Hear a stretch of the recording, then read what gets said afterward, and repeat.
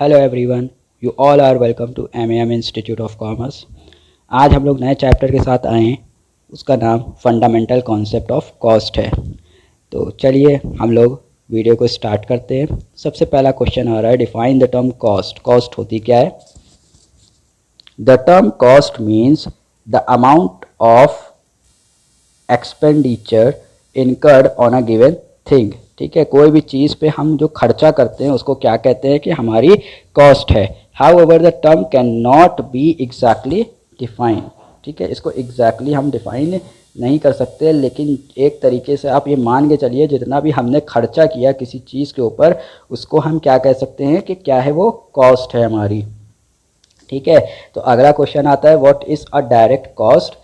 Material, labour and other expenses. कौन कौन से? Material, labour and other expenses which are directly traceable to a product. Directly traceable to a product का मतलब है कि हम उन खर्चों को बाइफरकेट कर सकते हैं, डिफरेंशिएट कर सकते हैं पर्टिकुलर प्रोडक्ट में कि इस प्रोडक्ट के अंदर मटेरियल कितना लगा है, लेबर कितना लगा है, और जितने अदर एक्सपेंसेस लगे हैं वो सारे डायरेक्ट खर्चे होते हैं। वो सारी कॉस्टें क्या होती हैं? डायरेक्ट कॉस्ट होती हैं। ठीक है, यानी डायरेक्ट कॉस्ट हर वो कॉस्ट जो डायरेक्टली ट्रेसेबल हो टू पर्टिकुलर प्रोडक्ट। ठीक है, material purchase, wages paid to worker, ये सब एग्जांपल है डायरेक्ट कॉस्ट की।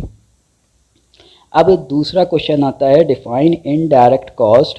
तो इसका आंसर है, indirect cost refers to the expenses.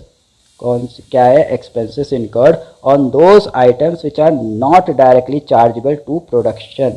यानी हम इनडायरेक्ट कॉस्ट को कोई एक पर्टिकुलर प्रोडक्ट पे कॉस्ट कितनी लगी उसको हम ट्रेस नहीं कर सकते हैं, इस वजह से वो कौन सी कॉस्ट है? इनडायरेक्ट कॉस्ट है। ठीक है सर, जैसे salaries of time keeper, store keeper. Time keeper क्या है? टाइम को रिकॉर्ड कर रहा है लेबर के आने का जाने का, लेकिन उसने प्रोडक्शन में कितना कंट्रीब्यूशन किया ये चीज़ ट्रेसेबल नहीं है, इस वजह से ये कौन सी कॉस्ट हो जाती है? Indirect cost. जबकि एक लेबर ने एक प्रोडक्ट कितनी देर में बनाया, वहाँ पे कॉस्ट उसकी जो वेजेस है वो ट्रेसेबल है कि एक प्रोडक्ट में उसने कितना टाइम स्पेंड किया और उसको कितना उसका जो वेजेस थी वो पे करी गई हैं, इस वजह से वो डायरेक्ट कॉस्ट की पार्ट हो जाती है। लेकिन चूँकि salary of a time keeper traceable नहीं है, इस वजह से वो इनडायरेक्ट कॉस्ट का हिस्सा है। ठीक है सर, अब हम लोग आगे बढ़ते हैं।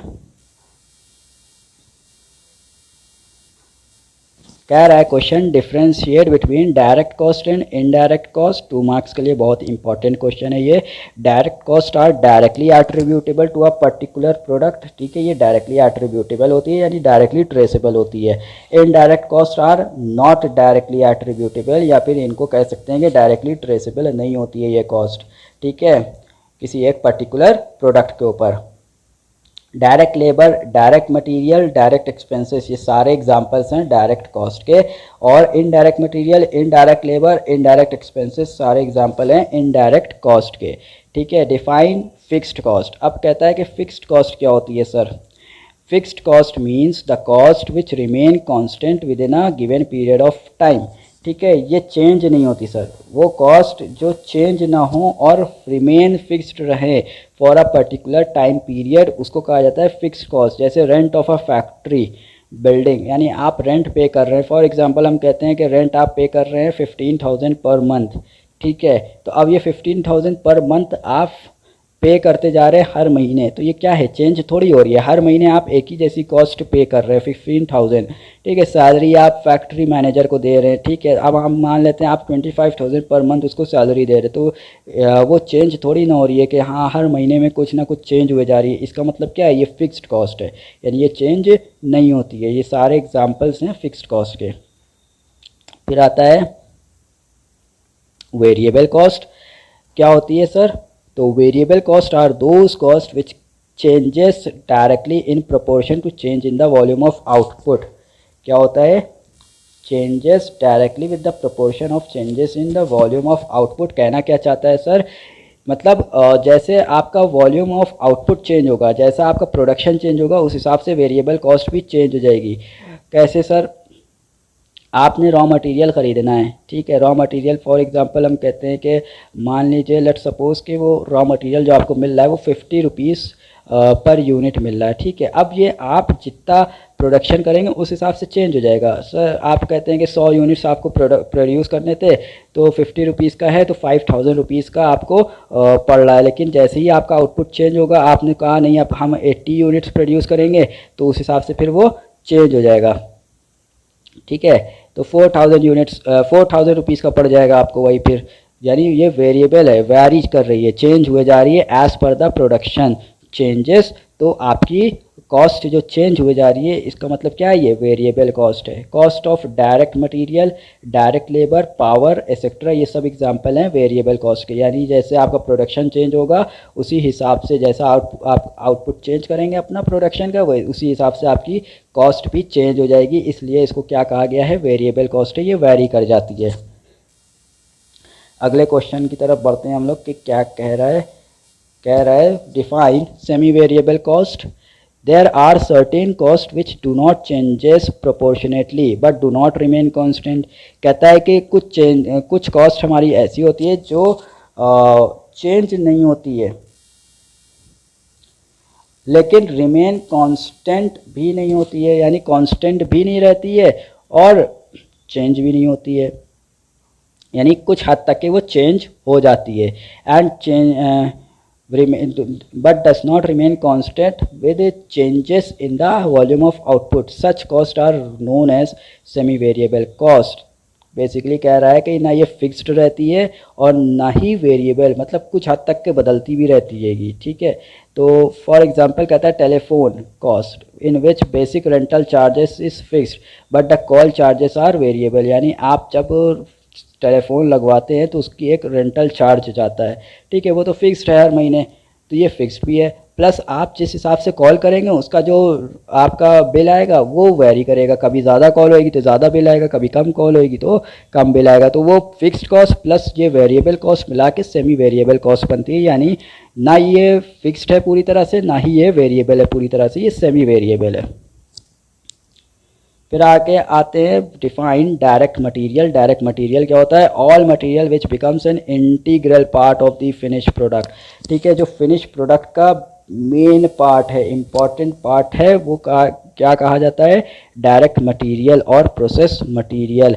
Would used in making furniture, crude oil in making diesel are some example of direct material. ये सारे एग्जाम्पल है डायरेक्ट मटेरियल के।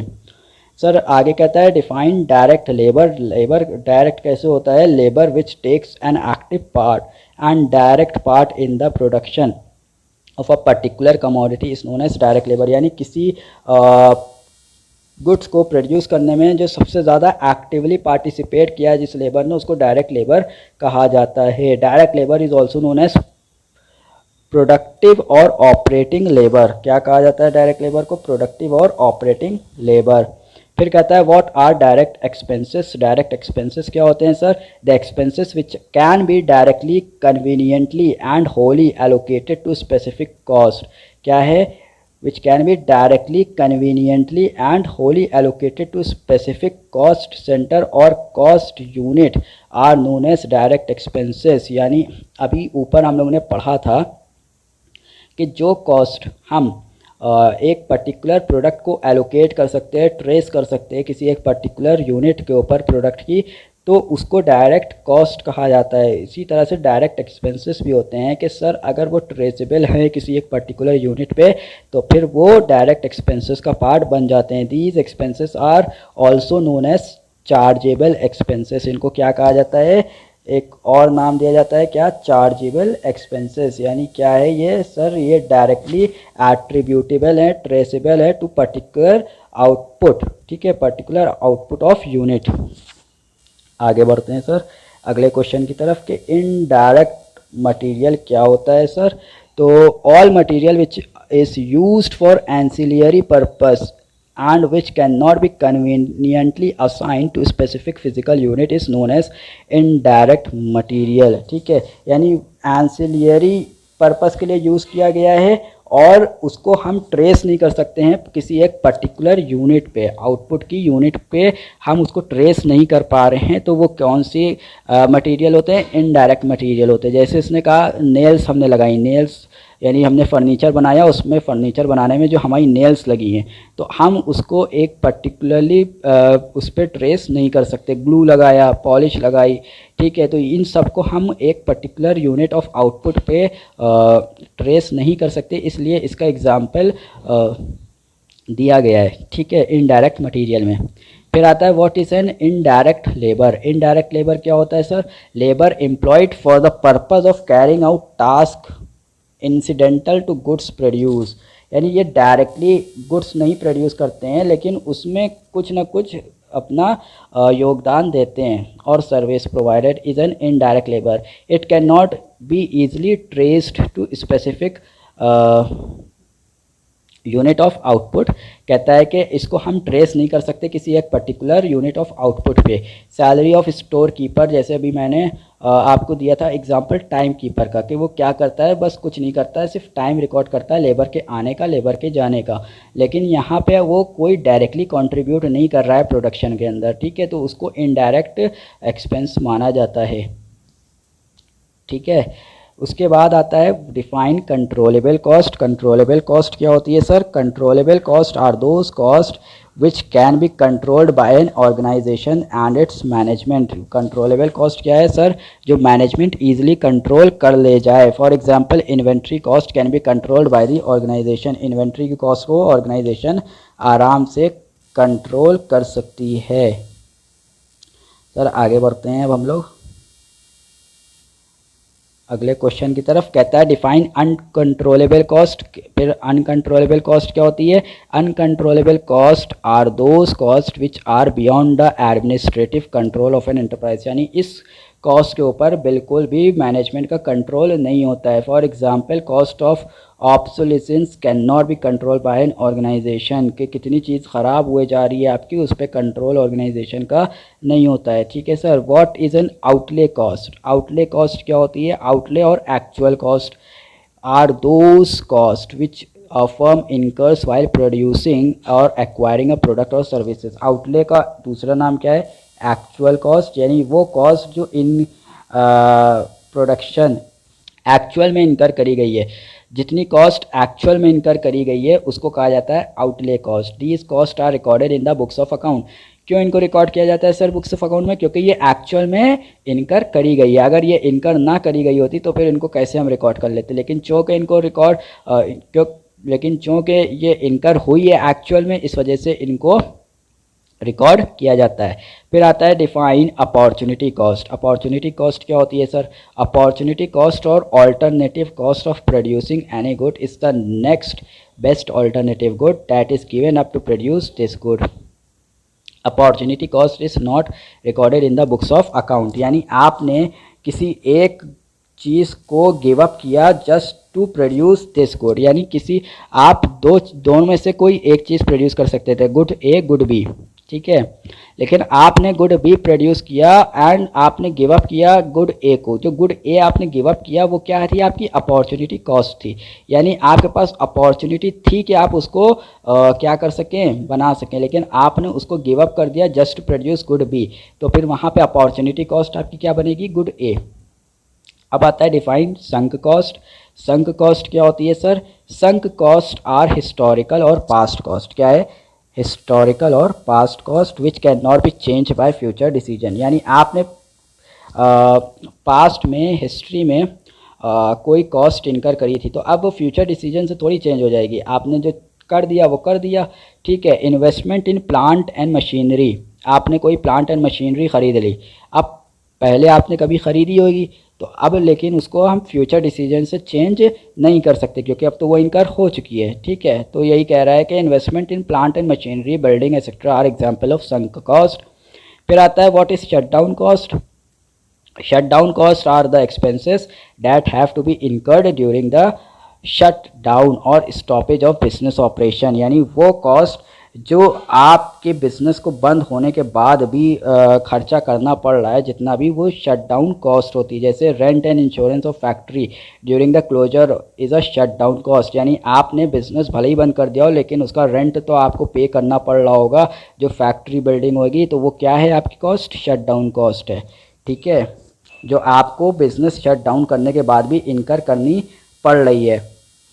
चलिए अगले क्वेश्चन की तरफ बढ़ते हैं। क्या कहता है, define product cost, the cost which is the part of product. कौन सी कॉस्ट, जो प्रोडक्ट का पार्ट है, is known as product cost. These cost included in the value of inventory. इनको कहाँ इंक्लूड किया जाता है सर, वैल्यू ऑफ इन्वेंट्री, यानी हम जो इन्वेंट्री दिखाते हैं ना अपनी, वो ऑन कॉस्ट दिखाते हैं, ठीक है, कि उसमें कितनी कॉस्ट लगी उसको हम कैलकुलेट करते हैं, उसमें हम अपना प्रॉफिट मार्जिन ऐड नहीं करते। Cost of raw material, direct wages, ये सब एग्जांपल क्या है, प्रोडक्ट कॉस्ट के एग्जांपल हैं।